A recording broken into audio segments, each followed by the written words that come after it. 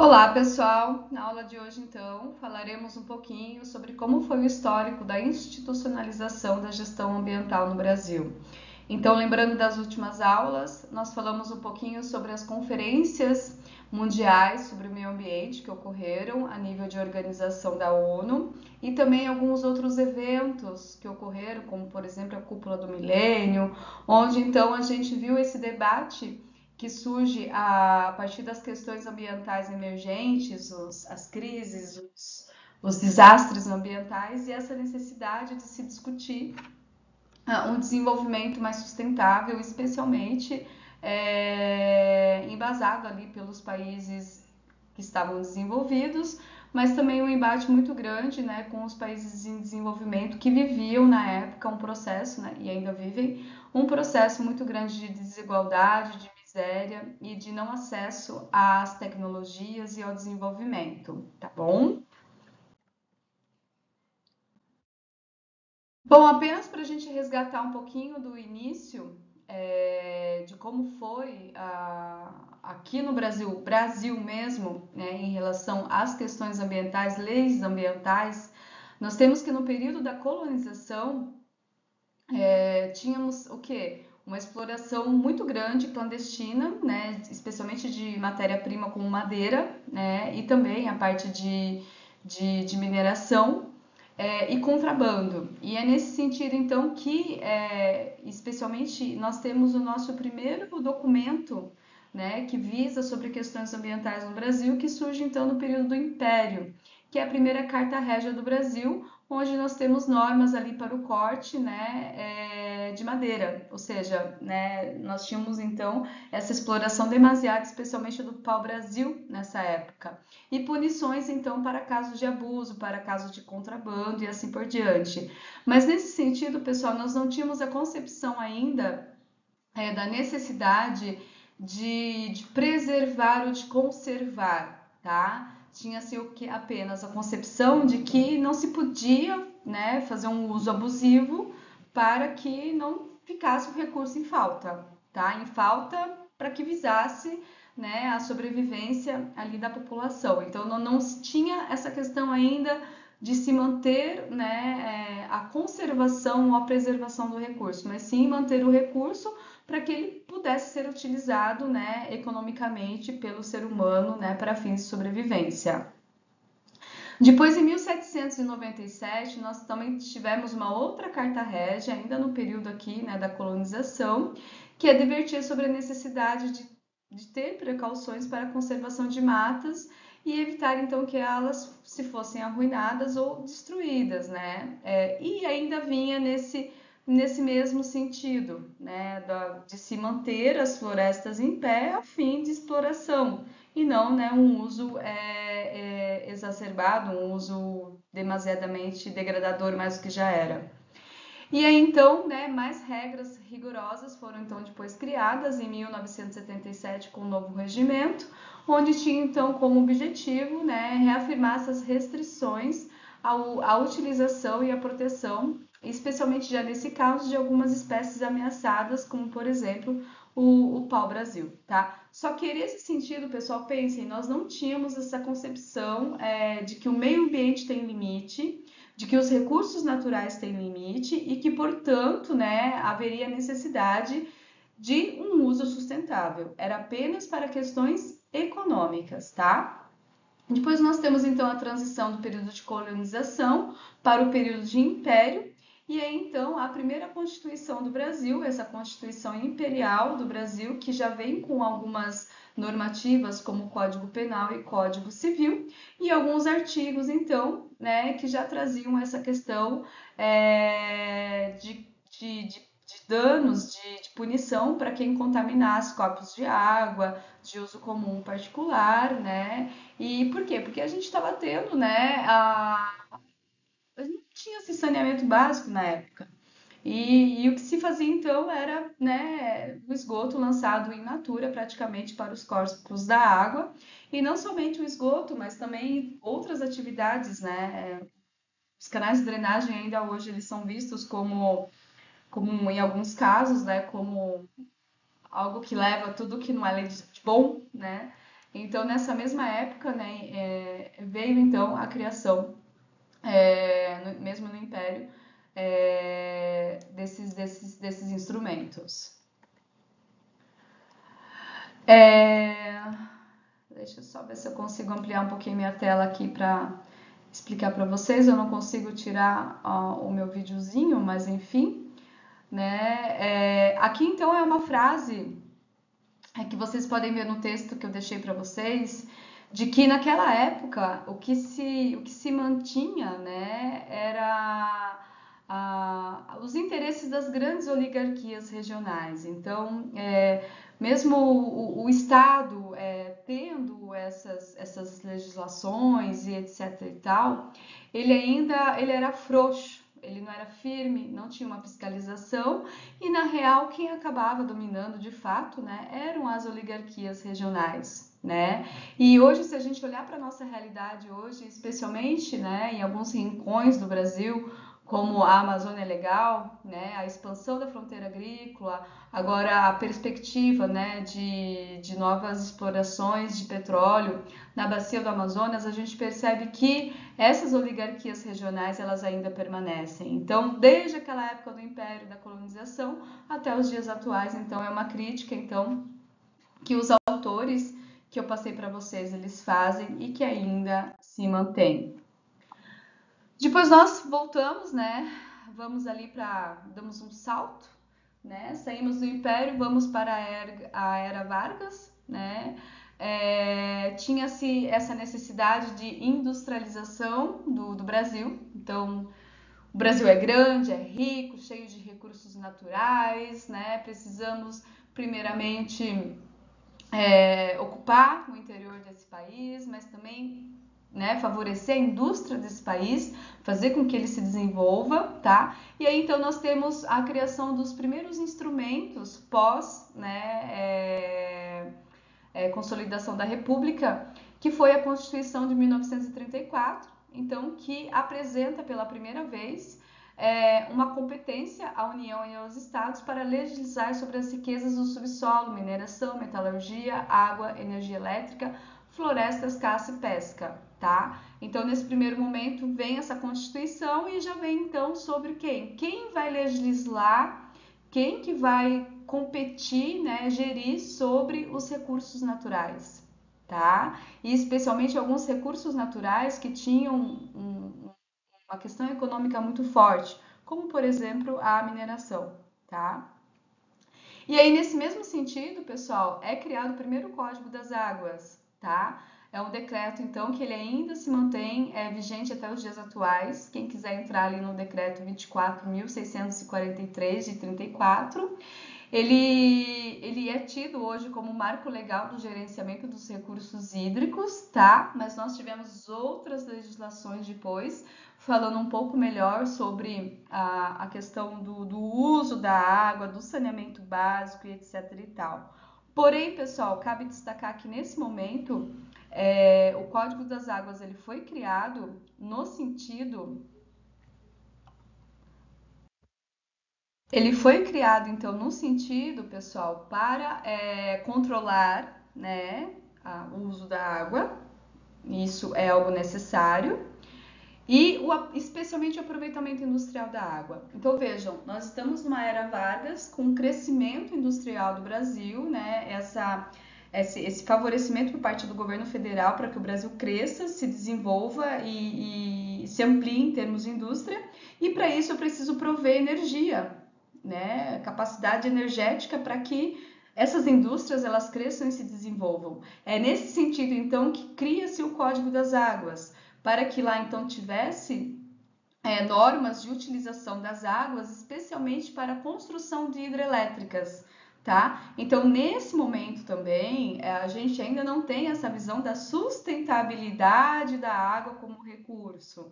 A visão que nós temos no Código das Águas é de controle, mas é mais tendo a intenção do que? De se fazer, né, o controle do uso, né, para a criação de energia, tá bom? Então, a água aqui era considerada como um recurso natural renovável e ela era tida como algo infinito.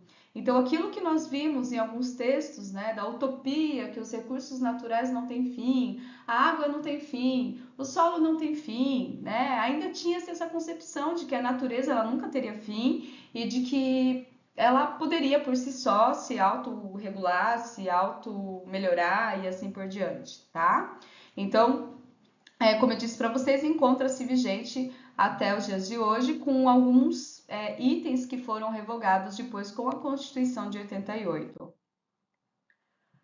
Bom, depois nós vamos então, pessoal, para o nosso primeiro Código Florestal Brasileiro. Então vejam que desde a época da colonização e do Império, os dois itens que mais havia preocupação eram os itens do quê?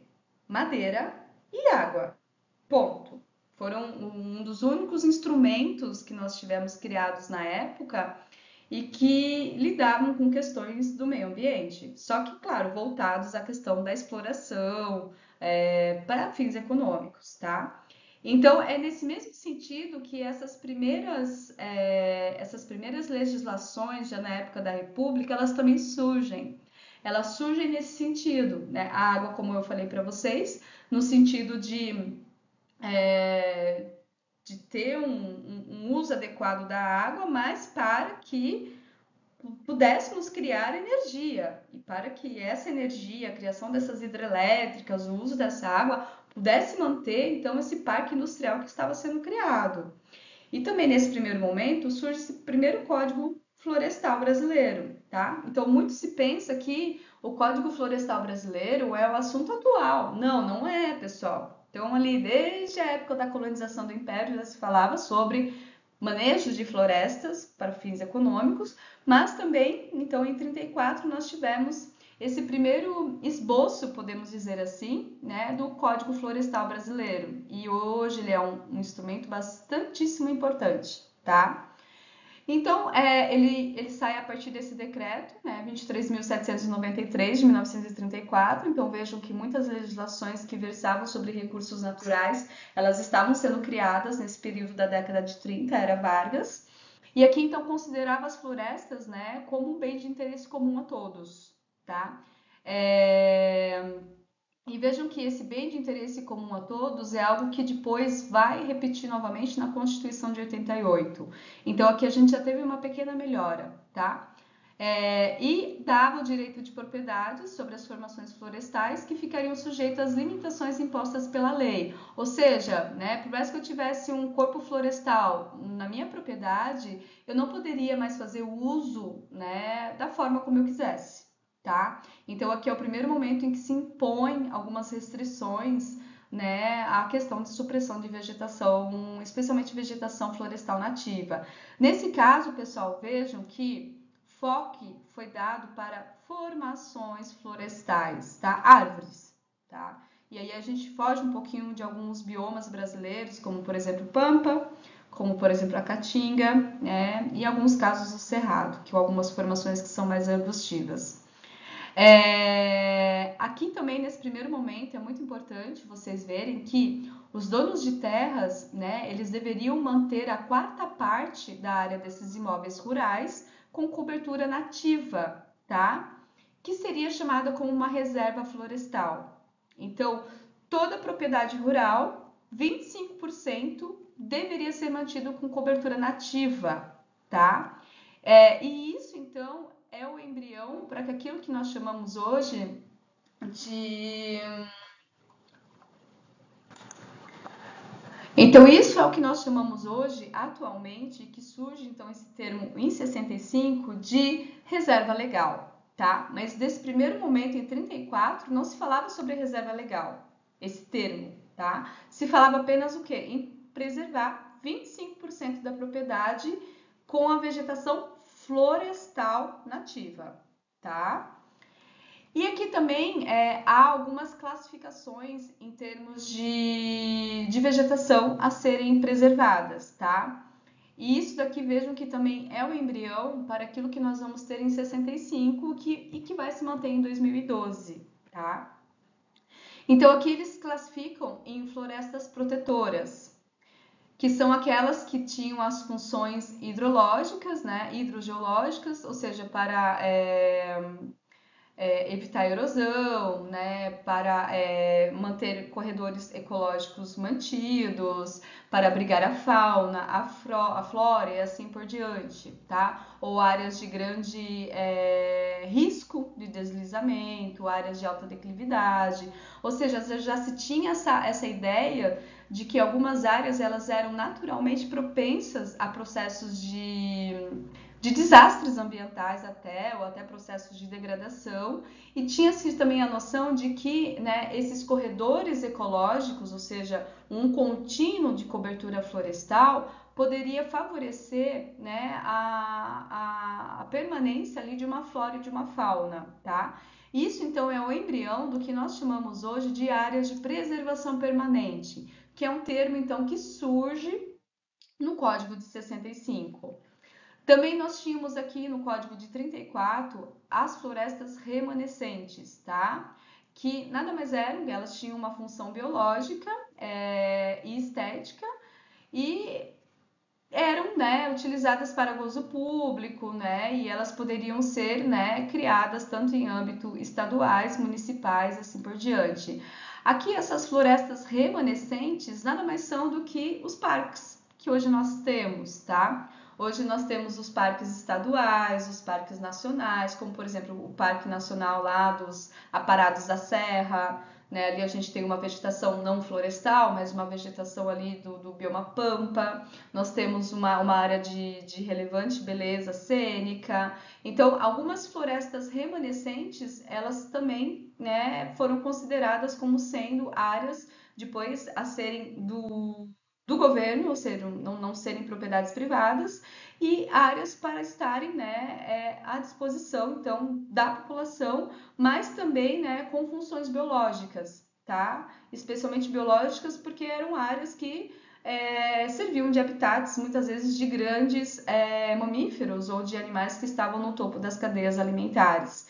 Então, é válido ressaltar que o quê? É que esses animais, né, no topo das cadeias alimentares, quanto maior o porte desse animal, maior tem que ser o habitat desse animal. Então, se a gente pegar ali uma onça parda, por exemplo, que é muito comum, né, em todo o Brasil e também no Pampa, é um animal, é um mamífero, né, que está na cadeia, né, alimentar, e é um mamífero que ele precisa de um habitat bastante grande.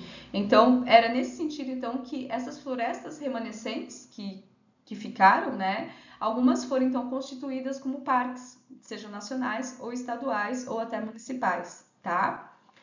Depois também nós tivemos as florestas modelos, que tinham como objetivo, né, uma função experimental, né, ou seja, de repente vamos fazer pesquisas com 1 ou 2 indivíduos de forma exótica ou espécies nativas, enfim, mas a grosso modo era de espécies exóticas, tá? E as florestas de rendimento que tinham, né, como fim apenas produção, ou seja, silvicultura, tá? Produção de madeira e especialmente com indivíduos exóticos, tá? Mas assim, é importante destacar que, né, a década de 30 foi uma década muito importante, porque embora a gente estivesse um pouquinho antes daquelas discussões dos desastres ambientais e etc e tal, nós tínhamos aqui dentro do Brasil um grande movimento de crescimento do Brasil, de industrialização, tá? E junto com essa industrialização já tinha-se também um conhecimento científico sobre a necessidade de proteção e preservação de alguns indivíduos da flora e da fauna. E aqui serve também dizer a vocês qual que é a diferença, né, entre preservação e conservação, que há muita confusão nesse contexto. Quando eu falo em preservar, né, preservar é quando eu não devo tocar quase. É meio que aquela natureza intocada. Embora vocês vão ver que no Código de 2012 mudou um pouco. E quando eu falo de conservação, é quando eu mantenho a cobertura nativa, mas eu posso fazer algum uso dessa cobertura nativa através da extração de algum material. A extração de um mel junto, a extração de borracha junto às seringueiras, ou seja, onde eu posso fazer a extração, né, para um fim econômico, para a sobrevivência de uma determinada comunidade, mas eu não vou degradar essa vegetação, eu vou conservar ela, eu vou fazer isso de uma forma, né, sustentável. Embora na década de 30 ainda não tenhamos o termo sustentabilidade, mas já tinha essa conotação, então, né, da conservação.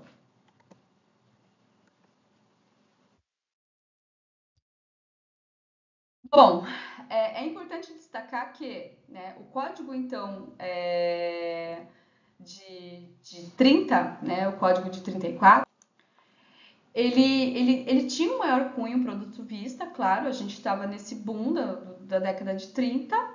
Como vocês viram, ele tinha ali alguns dispositivos conservacionistas, especialmente a criação da reserva legal, ou seja, dos 25% de mata nativa, e nós tínhamos também ali a criação das áreas de APP, ou seja, dessas florestas protetoras, tá? Então nós tínhamos sim, né, um cunho conservacionista. Perfeito, estávamos no caminho correto.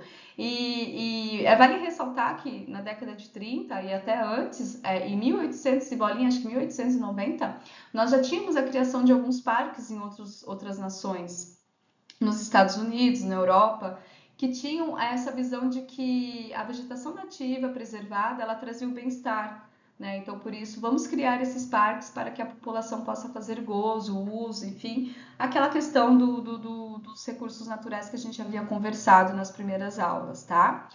Porém, a crítica que foi feita a esse Código Florestal de 1934, ele não foi aplicado efetivamente, tá? Ou seja, faltou capacidade institucional, faltou recursos financeiros e teve uma pressão do poder econômico e faltou vontade pública. Ou seja, sim, a gente não tinha ainda instrumentos em termos de instituições, em termos de pessoal, que pudessem tanto orientar os produtores rurais, quanto também multar e etc e tal, tá? Então era apenas um aparato legal, mas que ele não foi a conhecimento, não foi a cabo, porque faltou de fato, né, a criação de uma estrutura maior, e que é essa estrutura maior que depois a gente vai ver que vai ser criada, tá bom? É... Então, ainda traz de novo, né, essa questão ali, né, que a gente comentou um pouquinho nos slides anteriores, que o Estado ainda continuava, mesmo sendo já uma república, né, o Estado continuava frouxo, né, diante dos rincões mais longínquos, afrontado por uma estrutura de poder local, ou seja, né, tínhamos a lei, mas a gente não tinha a efetividade tanto de pessoal quanto de estrutura institucional mesmo para a gente poder colocar em prática essas ações. Diante disso, pessoal, é que nós tivemos então, eu tentei procurar mapas mais atuais assim e mais didáticos, mas eu de fato não consegui encontrar. E é nesse sentido, né, vejam que desde 34 a gente tem a criação dessa lei, né, dessas normativas ambientais. Deveríamos, lógico, né, ter respeitado, mas por falta de vontade pública, política, financeira, de instituições e etc e tal, é que nós tivemos então uma grande área, né, de alguns biomas em especial que foram amplamente degradadas, tá? Aqui eu trago para vocês o que nós tínhamos antes de distribuição original de cerrado, né? Aqui nos estados da região central do Brasil. E aqui, esse é o mapa de 2002, eu tentei procurar algo mais recente, né? Mas acabei não encontrando. Eu também não tive tempo de pegar o Map Biomas e gerar. Mas vejam que isso aqui piorou ainda mais, tá? Então, o cerrado hoje é um dos biomas mais assim, prejudicados, mais devastados, porque de fato ali em termos de agricultura é uma região muito propícia para a agricultura. Relevos planos, solos bastante profundos, ácidos, claro, mas solos que podem ser manejados e podem ser cultivados. Né? E especialmente antes que não se tinha essa agricultura de precisão, com mecanização em altos declives, etc. e tal, é lógico que essas iam ser áreas onde a gente ia ter a expansão agrícola, né? Especialmente de commodities agrícolas, tá? E hoje nós temos aqui, ó, se vocês olharem aqui, isso aqui é mais ou menos o recorte, né, da Amazônia Legal, né? Então a Amazônia Legal ela foi criada posteriormente como sendo uma área específica no Brasil para que a gente não tivesse o avanço dessa expansão agrícola, né? E hoje a gente está vendo que o quê? Essa expansão agrícola ela está indo para cá, também. Especialmente aqui o norte do Mato Grosso, né? São áreas que já foram bastante degradadas em termos de bioma. Embora a Amazônia, como eu disse para vocês, é um bioma que, enfim, tem toda uma legislação, consta na Constituição Federal como algo bastante importante.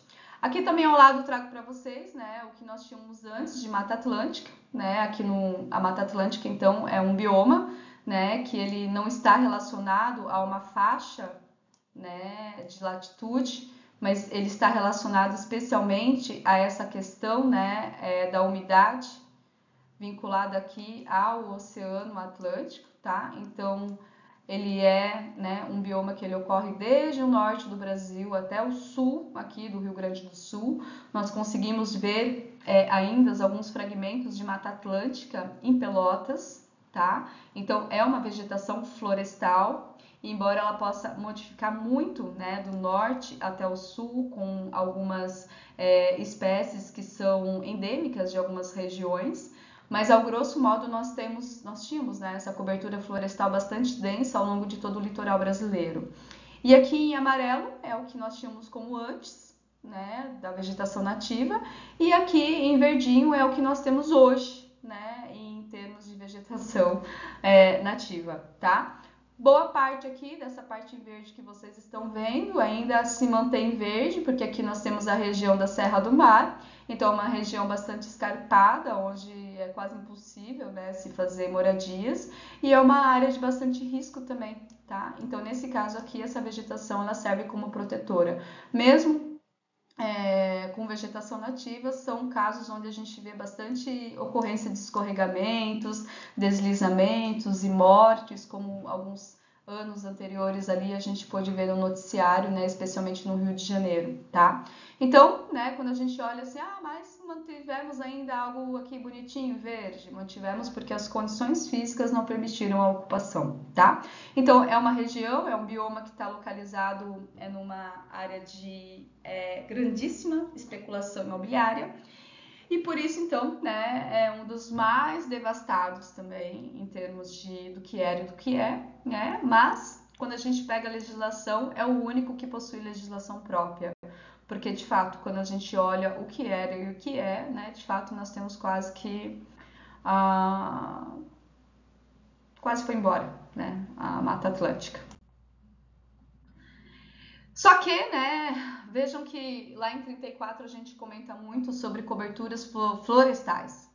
Vamos preservar as coberturas florestais, mas nada é mencionado sobre coberturas não florestais e que fazem parte também de biomas específicos. E como a gente fala bioma nada mais é do que, né, a ocorrência em um grande espaço territorial de um determinado clima que predomina ali, né, em um determinado relevo, mais ou menos, que predomina, com um determinado solo, e que por isso então nós vamos ter como reflexo dessa combinação de clima, relevo, solo, uma vegetação adaptada àquelas condições.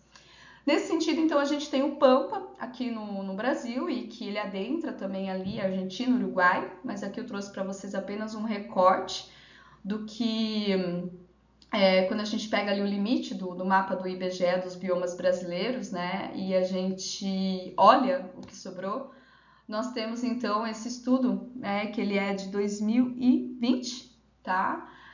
Que o bioma Pampa, então, ele sofreu um desmatamento de 44%, tá?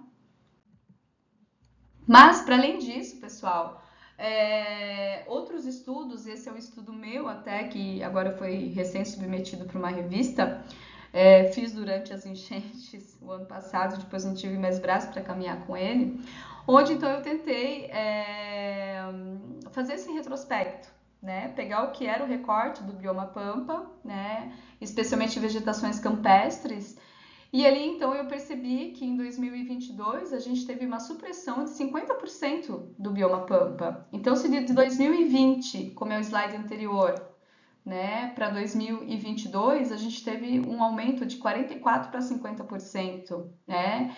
E essa vegetação campestre, basicamente ela sofreu, né, essa redução, especialmente, né, para o cultivo de commodities agrícolas, como por exemplo a soja, tá? Soja, arroz e assim por diante. Também tivemos, né, um avanço da silvicultura, ora porque nós tivemos ali também um apoio governamental, né, para que se plantassem coberturas florestais exóticas, mas a gente percebe que o Pampa ele é um bioma um pouco deixado de lado, porque ele não tem na sua concepção uma cobertura florestal predominante. Ele é formado por gramíneas, por arbustos, né? Nós temos ali as matas galerias ao longo dos canais de drenagem, que são alguns fragmentos ainda da Mata Atlântica, né? Mas ao todo, né, ele não tem essa formação florestal.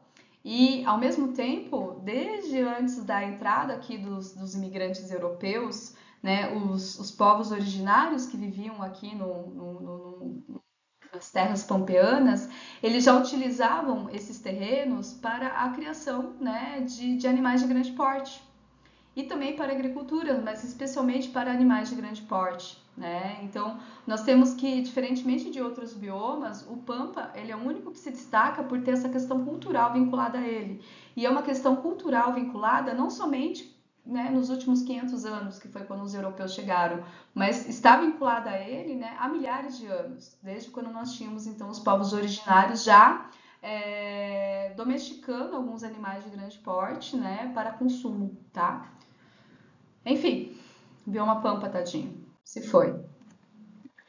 E aí, pessoal, nós chegamos então no Código Florestal de 65, tá? Então, o Código Florestal de 1965, ele vem então com esse intuito de, opa, né? Estamos tendo vários desastres ambientais no mundo. Vejam que ali a gente destacou nas aulas passadas, década de 50, década de 60, mortes por inversão térmica, por contaminação de água, né? Enfim, vários outros desastres ambientais que estavam ocorrendo, e aí então vem essa necessidade da criação de um Código Florestal brasileiro. E ali nós fomos tomados, a década de 60 foi uma década bastante de ativismo, né? Embora depois nós entramos na ditadura, mas um pouco antes da ditadura foi uma década assim de grande ativismo e de se pensar o ambiental, o eco e assim por diante. E foi nesse sentido, então, que nós tivemos a criação desse Código Florestal, que perdurou, então, de 1965 até 2012, pessoal. Então, foi um Código Florestal, no meu ponto de vista, muito conservador, tá? Tanto que essa foi a questão que fez com que ele não fosse aplicado. A gente vai ver que depois nós tivemos um embate bastante grande, né, em 2012 ali, por conta das diferentes formas, né, pelos parlamentares, uns defendendo a bancada do boi, a bancada ruralista, né, a bancada da bala, outros defendendo os ambientalistas, a ciência de um lado, né, bem renegada, enfim. Nós tivemos então a criação do Código de 65, mas lembrando que o Código de 65 ele foi criado mais nessa visão conservacionista e de preservação, tá?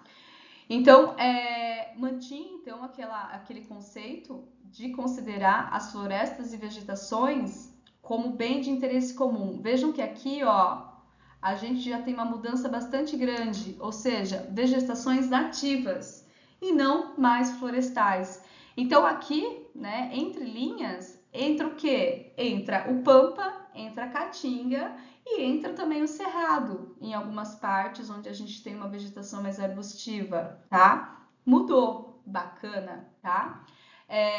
Tivemos então, né, foi trazido o termo área de preservação permanente, então aquelas florestas que elas eram tidas como áreas protetoras, florestas protetoras, aqui então elas se transformam em áreas de preservação permanente, tá? Houve-se também a criação de parques, ou seja, essas antigas florestas remanescentes viraram reservas biológicas e florestas nacionais, e tentou-se legislar um pouquinho também sobre a exploração de florestas e o desmatamento.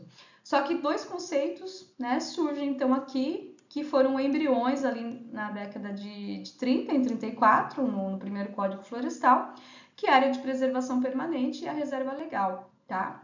Então, a área de preservação permanente, né, ela é uma área protegida, ou seja, não se pode fazer uso, né? A gente não pode fazer o uso nem para questão de extração de algum elemento, tem que ser mantida protegida, preservada, coberta ou não por vegetação nativa. Vocês vão ver que isso depois no Código de 2012 muda, com a função ambiental de preservar os recursos hídricos, a paisagem, a estabilidade ecológica, a biodiversidade, o fluxo gênico de fauna e flora, proteger o solo e o bem-estar das populações humanas. Então vejam que aqui eles usam aquele conceito, né, de 34 e eles melhoram um pouco mais esse conceito, tá? Trazendo o quê? Que são áreas que podem ser cobertas ou não, tá? Por vegetação nativa. Ou seja, dá a entender de que, né, eu poderia estar muito bem recuperando essas áreas, né? E aqui uma coisa bem interessante dessa lei é que ela vai trazer normativas, ou seja,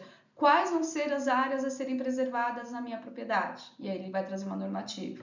Assim como a reserva legal também, que nada mais é do que uma área localizada no interior de uma propriedade rural, excetuada a de preservação permanente, necessária, né, a manutenção dos recursos naturais, a conservação e a reabilitação dos processos e conservação da biodiversidade, o abrigo da proteção e da fauna.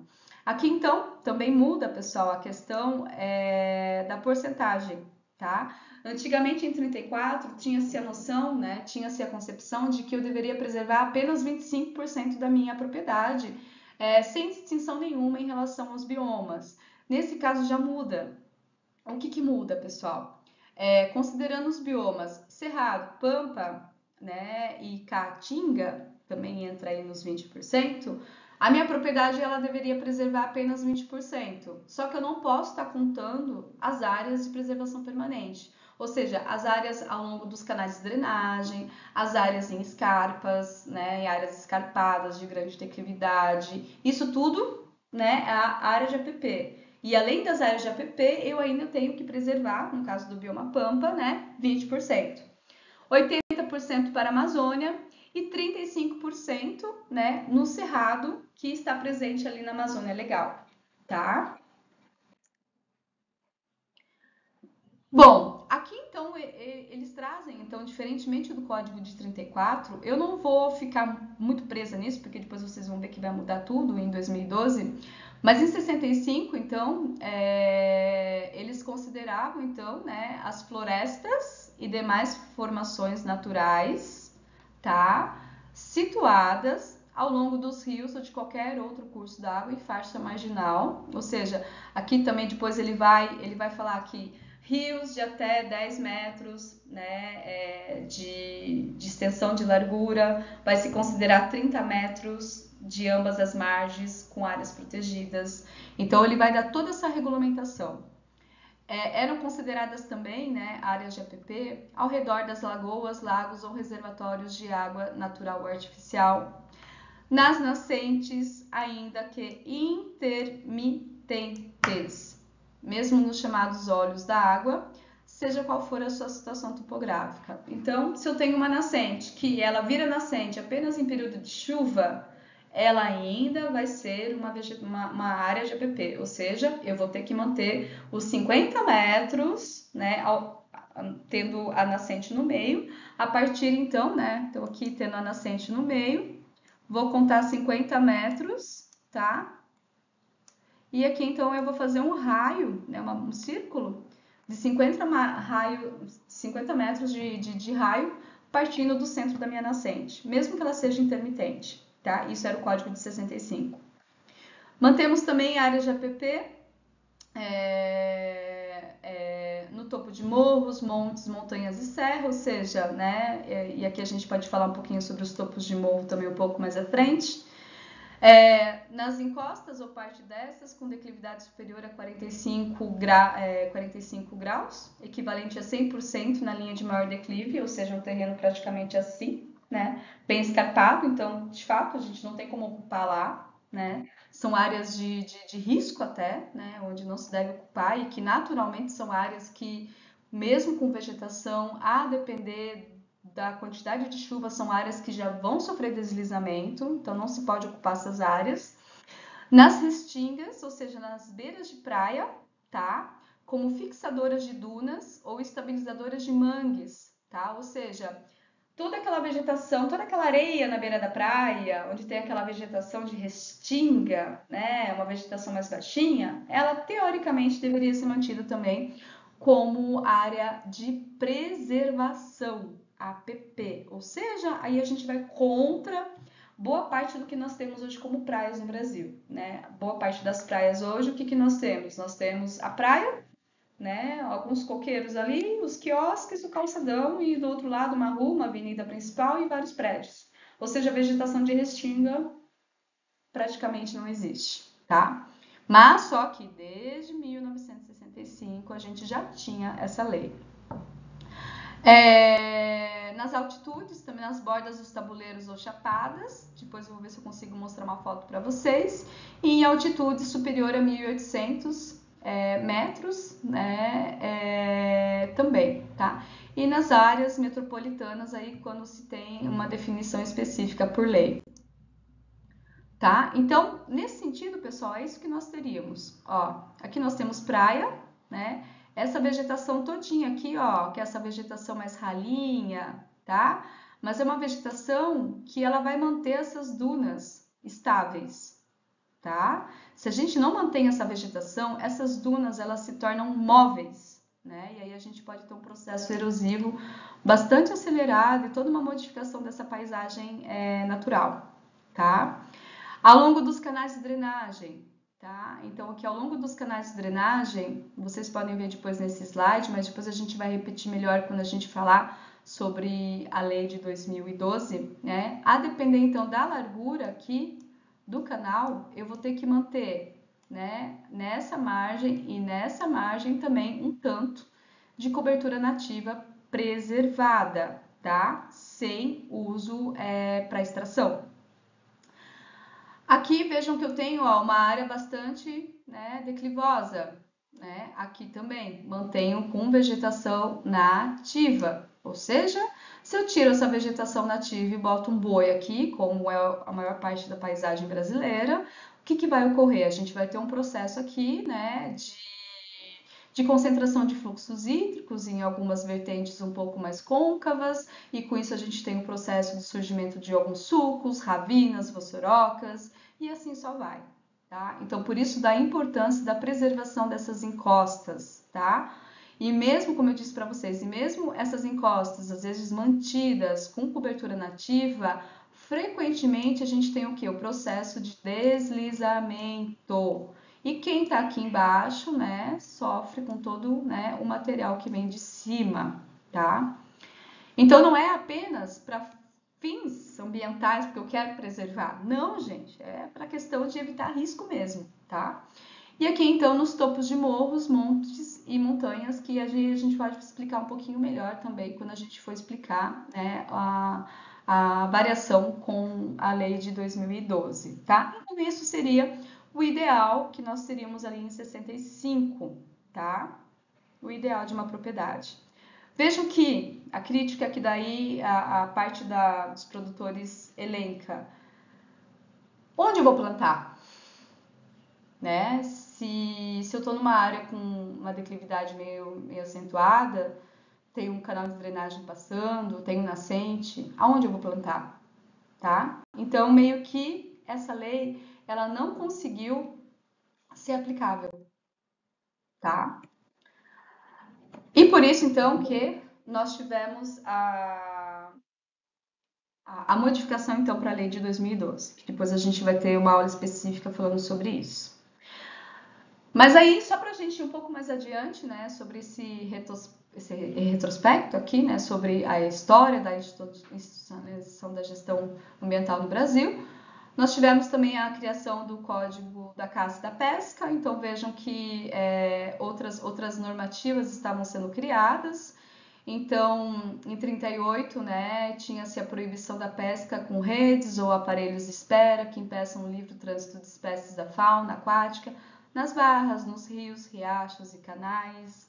E aí a gente tem o Código 15 do Código da Pesca, proibição do lançamento de óleos e produtos oleosos nas águas interiores ou litorâneas, né, que também estava presente no Código da Pesca. Em 67 nós tivemos o novo Código da Pesca também, né, onde então se trazia normativas para a pesca comercial, né? Então hoje pode se pescar? Pode, né? Mas há regras, né? E isso vocês vão ver um pouquinho mais com a aula sobre crimes ambientais com o Guinter. Nesse mesmo período foi dado licença para amadores, né, de pesca e para cientistas também, né, poderem fazer a pesca para fins de ciência, onde teve-se também a criação de várias permissões, proibições, concessões e penas e infrações que foram colocadas ali, tá bom? E depois, então, em 2009, nós tivemos a aprovação de uma nova política, né, voltada ao desenvolvimento da agricultura. Então, caiu por terra um pouco essa lei de 67 e hoje nós temos, então, a lei de 2009, né? E juntamente com a lei de 2009, nós temos, então, a lei também dos crimes ambientais, que envolve um pouco também dessa questão da pesca, especialmente no nosso cenário aqui no sul do Brasil, onde a pesca e a caça ainda ela ocorre com bastante frequência.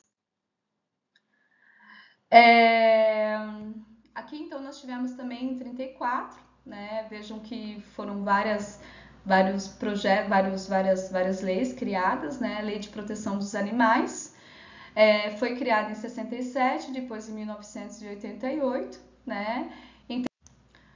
Aqui dizia então, pessoal, que todos os animais selvagens, né, eles de qualquer espécie, eles são propriedades do Estado. Então ninguém poderia manter em cativeiro esses animais, tá? Então, até recentemente me falaram, acho que foram vocês até que me falaram da capivara, né? Então não pode, tá?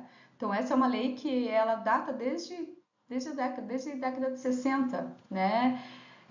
Não pode, tá?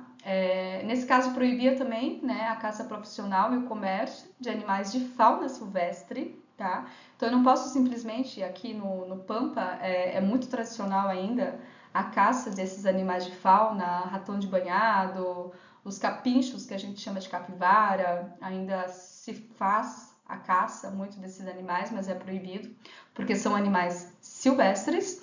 E aqui, então, a liberação, né, do funcionamento de alguns clubes de caça e sociedades amadorísticas, né, de tiro ao voo, né, mediante licença. É importante destacar que no Rio Grande do Sul, então, diferentemente de outros estados, ele foi o único estado que em 94 ele dispôs sobre a autorização da caça amadorística sobre o território do Rio Grande do Sul, né? Porque tínhamos essa questão da cultura do gaúcho com a caça, né? Mas isso logo caiu por terra, tá? Então, por uma decisão no TRF4 em 2005, né? Nós tivemos então a proibição dessa lei. Então, no estado do Rio Grande do Sul não se pode caçar animais silvestres, pode-se caçar somente animais que são liberados pelo IBAMA. Então, de repente, nós temos ali um aumento da comunidade, por exemplo, daqueles porcos que foram cruzados com porcos selvagens, os javaporcos, né? Então tinha uma época então que foi liberada a caça desses animais, porque eram animais que estavam se reproduzindo de forma bastante grande, causando danos não somente às propriedades agrícolas, mas danos especialmente ao equilíbrio, né, da fauna e da flora, tá? Então, nesses casos onde a gente tem um aumento de uma população, o IBAMA, depois de um rol de estudos, ele faz todo uma liberação da caça desses determinados animais, tá bom? E por fim, então, pessoal, voltando um pouquinho, então vejam que a gente está vindo ali da década de 60, né? Então, a era Vargas na década de 30, a industrialização, a necessidade, então, de se legislar sobre recursos naturais, água, madeira, e também sobre animais, sobre pesca, sobre os animais, né? Sobre a caça aos animais. Aí a gente já entra, né, na discussão da década de 70, que foi aquilo que nós vimos. Nós tivemos, então, a Estocolmo em 72, e com isso a criação, então, como uma das ferramentas, né? Então, o governo brasileiro foi para Estocolmo, de 72, e voltou de lá com algumas lições, né, a serem feitas, ou seja, não foi apenas assinar as 24 declarações, foi o quê? Botar na prática algumas coisas que foram criadas lá, algumas coisas que foram ponderadas. A primeira coisa que o governo federal brasileiro fez, mesmo em período de ditadura militar, foi a criação, então, da Secretaria Especial de Meio Ambiente. Ou seja, nós não tínhamos nada em termos de governo que falasse sobre meio ambiente. Não se tinha. Então, por isso que essas legislações que foram criadas antes, em prol das questões ambientais, elas tinham dificuldade de serem implementadas, porque a gente não tinha ainda nada institucionalizado. Então, essa foi a primeira agência ambiental federal, tá? E uma das funções dela, da SEMA, foi de monitorar as transformações do meio ambiente, assessorar os órgãos e entidades incumbidas da conservação ambiental, alguns poucos que estavam sendo criados, colaborar com os órgãos responsáveis pelo controle ambiental. Então, nós já tínhamos a criação de alguns órgãos que estavam controlando, por exemplo, a qualidade do ar, a qualidade da água, né?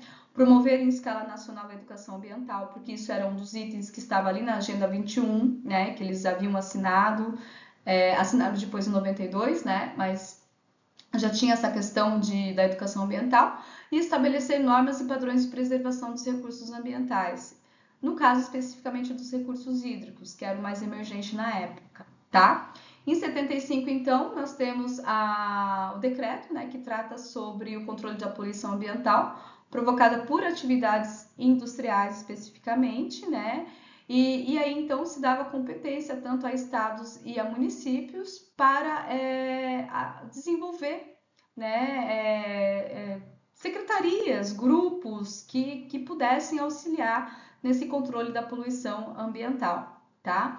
E aí nesse sentido então se propôs também, né, a realização de um zoneamento urbano de áreas críticas, ou seja, áreas metropolitanas, mas áreas que já tinham um nível muito elevado, especialmente de poluição de ar e de água, tá? Por quê? Saneamento básico quase não existia, o ar poluído com indústrias que não tinham um controle efetivo dos gases tóxicos que eram lançados para a atmosfera. Então, começou-se então um processo de criação desses zoneamentos urbanos, tá? E também pensar em onde a população pode ser alocada, onde eu posso alocar um grupo industrial. Eu não posso ter indústria junto com residência. Então, começou-se a pensar, né, na questão do planejamento territorial de determinadas ações, especialmente nessas áreas urbanas, mas não somente em áreas urbanas metrópoles. Aqui, então, eu trago para vocês o exemplo de Cubatão, que foi a cidade que a aula passada eu esqueci o nome de falar para vocês.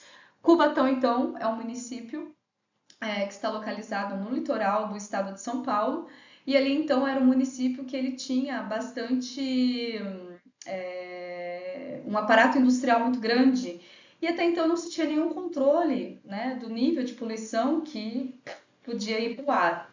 E ali virou um ponto onde as pessoas estavam passando muito mal, ficando muito doentes, né, tendo muitos problemas respiratórios, muitas pessoas se afastando, algumas mortes, até óbitos, onde então foi criado a primeira entidade em termos estadual, né, que foi a CETESB, né, a companhia, deixa eu só ver qual que é o nome dela. Isso, pessoal, CETESB, Companhia Ambiental do Estado de São Paulo. Então, em nível estadual, foi a primeira secretaria a ser criada, onde, de fato, o objetivo deles era controlar a poluição do ar, né? E hoje eles servem como referência para todo o Brasil, para todas as demais secretarias de meio ambiente e outros órgãos executores, porque, de fato, eles foram os iniciais, mas mais focado na questão da qualidade do ar, tá? Depois, então, nós tivemos também, né, a criação da SEMA, né, e do MINTER, né, Então, no primeiro momento, nós tivemos o MINTER, né, e depois, então, a criação da Secretaria Estadual de Meio Ambiente, tá? A SEMA, elaborando então, né, propostas de leis mais gerais, tá? E aí então, pessoal, vejam que ó, década de 70, 73, 75, e aí então que nós temos o ápice, né? Digamos assim, das questões da legislação ambiental no Brasil, que daí foi a criação da Política Nacional de Meio Ambiente, tema da nossa próxima aula.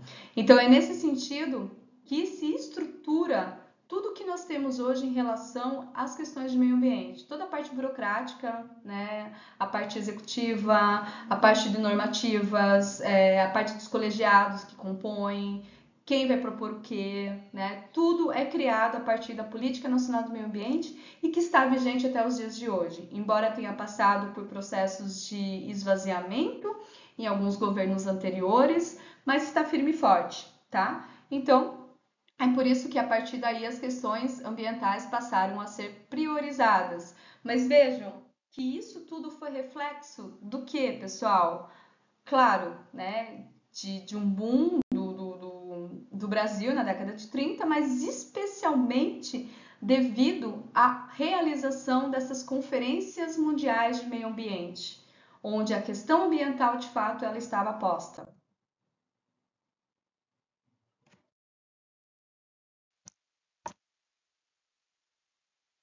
Então aqui, pessoal, só para trazer para vocês em relação a Cubatão, tá? A emissão de gases tóxicos ultrapassava 1.000 toneladas por dia em 77 e destruía a vegetação da Serra do Mar. Então, aquela pequena vegetação da Mata Atlântica que eu havia mostrado para vocês ali do nosso mapa, né? Ela só se mantém porque como que a gente vai ocupar uma área assim? Quem não conhece a região da Serra do Mar ali, no Rio de Janeiro, Espírito Santo, São Paulo. E vejam que ali a gente poderia pensar que eram escorregamentos devido a uma chuva muito intensa, concentrada, etc e tal, que é o fenômeno natural, mas não. Era devido à chuva ácida, tá? Então tinha tantos gases tóxicos, né, na atmosfera que gerava essas chuvas ácidas e que ocasionavam esse processo, né, de destruição da vegetação nativa. E claro, com chuvas intensas, essa era uma área de risco muito propícia, né, a esses processos de deslizamento, escorregamento de terras, tá? E por fim, já chegando na finaleira da nossa apresentação, né, tivemos a Política Nacional do Meio Ambiente, que a gente vai falar na próxima aula como ela se organiza, mas aí nós tivemos nesse mesmo espírito, né, de fazer com que as pessoas tenham direito, né, às coisas básicas da vida, que as pessoas tenham direito, né, à habitação, a um ambiente saudável, à vida feliz, ao bem-estar social, né? O meio ambiente também entrou na pauta, tá? Então, por isso que na Constituição Federal de 88, que está vigente até os dias atuais, embora tenhamos ali já alguns indicativos de gente querendo mudar, já querendo alterar algumas coisas, enfim, o artigo 225 da Constituição Federal, então ele nos traz isso, que todos têm direito ao meio ambiente ecologicamente equilibrado, bem de uso comum do povo e essencial à sadia qualidade de vida, impondo-se ao poder público e à coletividade o dever de defendê-lo e preservá-lo para as presentes e futuras gerações, tá? Então vejam que presentes e futuras gerações, né, nos traz o quê? O conceito do desenvolvimento sustentável cunhado ali, né, 70, 80, né, e todos têm direito, né, ao meio ambiente ecologicamente equilibrado, ou seja, a gente tem direito, né, ao meio ambiente sem veneno, ao meio ambiente com ar limpo, com água limpa, né, isso está na Constituição, tá? E isso é obrigação do poder público e é obrigação nossa também, né? O dever de defender e preservar, não conservar, preservar, tá? E é por isso, nesse sentido, pessoal, que surge no governo já do José Sarney, tá? O programa Nossa Natureza, de 1989, né? Que deu origem, então, ao programa PRODES, tá? Que é um programa do INPE. E que aqui a minha cara vai esconder um pouquinho, né, gente? Mas aqui nós temos o ex-diretor do INPE, né? Que teve uma briga toda ali com o governo Bolsonaro. Aqui eu trago abaixo de vocês, então, o Ricardo Galvão, né? Não sei se vocês se lembram. Aqui, então, nós tínhamos desde o que eu mostrei para vocês no slide anterior, o final da década de 80, então a criação do PRODES, que nada mais era do que nós tínhamos imagens de satélite, né? Desde 1985 nós tínhamos o satélite Landsat, dando imagens ali toda semana praticamente no mundo. E o INPE, então, o Instituto Nacional de Pesquisas Espaciais, ele tinha, né, o corpo científico dele, ele era muito forte na época, tinha a capacidade de fazer esse monitoramento, né, das áreas desmatadas, especialmente da Amazônia Legal, que foi aquele recorte que eu tinha mostrado para vocês antes. E aqui, então, o sistema PRODES, então, ele sempre mostrava, né, que, olha, em tal ano desmatou tanto, em tal ano desmatou tanto.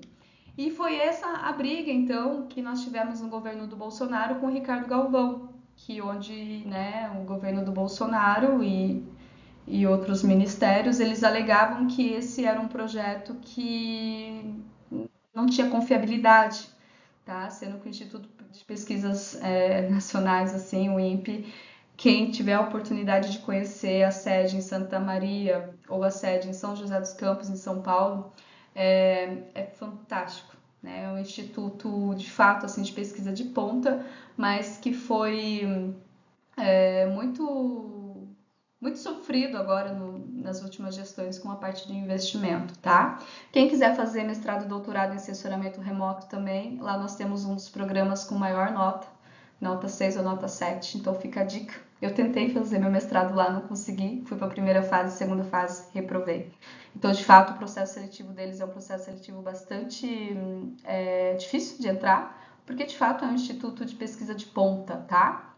E aí, então, né, o PRODES ele foi criado nesse sentido, né, para fazer com que, então, se tivesse esse monitoramento dessas ações, então, aqui no Brasil, tá bom? E aqui também eu trago para vocês, né, que a meta, né, de desmatamento para 2020 era de 3.925 mil quilômetros quadrados, né? Só que os dados do PRODES mostrou ali 11.088 quilômetros quadrados. E esse dado eu não cheguei a atualizar, né? Mas aqui o Observatório do Clima, ele é um site mantido por uma ONG, tá? De ambientalistas, né? Ele fez uma nota que o país está 180% acima da meta, o que o põe numa posição de desvantagem para cumprir seu compromisso no Acordo de Paris, né? Aquele para o controle do desmatamento. A partir do início do ano que vem, devido ao aumento do desmatamento, o Brasil deve ser o único grande emissor de gases de efeito estufa ter um aumento em suas emissões no ano em que a economia global parou por conta da pandemia. Então, todo mundo parou, a emissão de gases de efeito estufa tinha diminuído, mas o Brasil, por conta da onda do desmatamento, né, ele foi, acho que um dos únicos países em que aumentou, né, a emissão de gases de efeito estufa. Tá bom, pessoal? Essas então são as referências. Vou deixar então essa aula gravada para vocês e vou deixar também um trabalhinho para que vocês respondam. E válido por 15 dias aí para vocês poderem tá fazendo, tá bom? Qualquer dúvida, estou à disposição. Um abraço.